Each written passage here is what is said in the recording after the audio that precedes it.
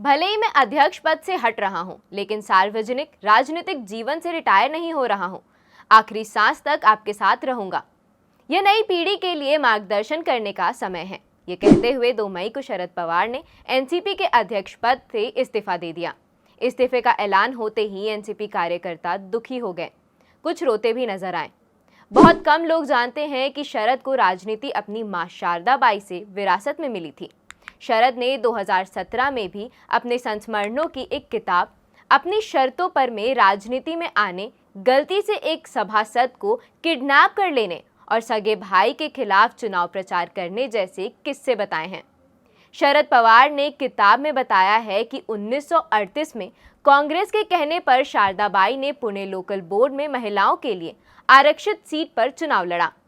9 जुलाई 1938 को वे निर्विरोध चुनी गई। शरद पवार बताते हैं कि मेरी मां और अन्य कांग्रेस नेता जैसे शंकर राव मोरे, केशव राव जेधे, तुलसीदास यादव और काका साहेब वाघ को लगने लगा कि कांग्रेस महाराष्ट्र के किसानों और मजदूरों के हकों को लेकर सीरियस नहीं है। शरद की मां कांग्रेस में रहते हुए भी वामपंथी विचारधारा को मानती थी। शुरू में शरद पवार भी कम्युनिस्ट विचारधारा को मानते थे, लेकिन उसमें डेमोक्रेटिक राइट्स को लेकर उनके मन में हमेशा शक बना रहता था।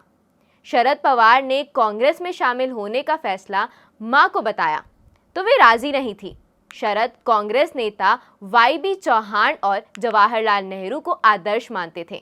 1958 में उन्होंने पुणे के कांग्रेस भवन में पार्टी ज्वाइन की। कांग्रेस से जुड़ने के बाद शरद पहली बार 1967 में विधानसभा का चुनाव जीते और महाराष्ट्र सरकार में राज्य मंत्री बने।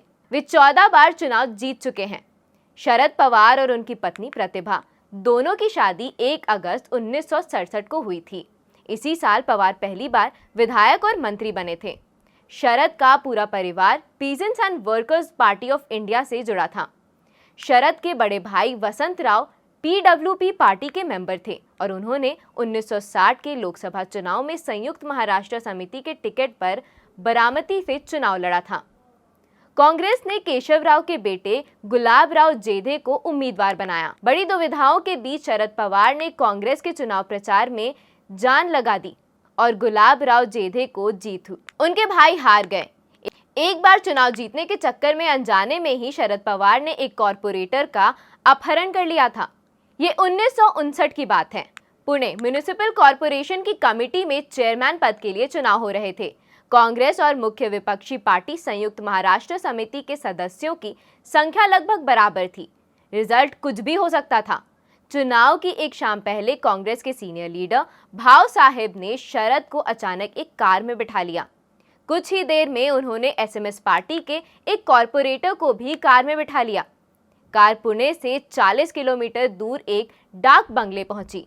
शुरू में वो कॉरपोरेटर ठीक था, लेकिन रात होने लगी तो पुणे लौटने की जिद करने लगा।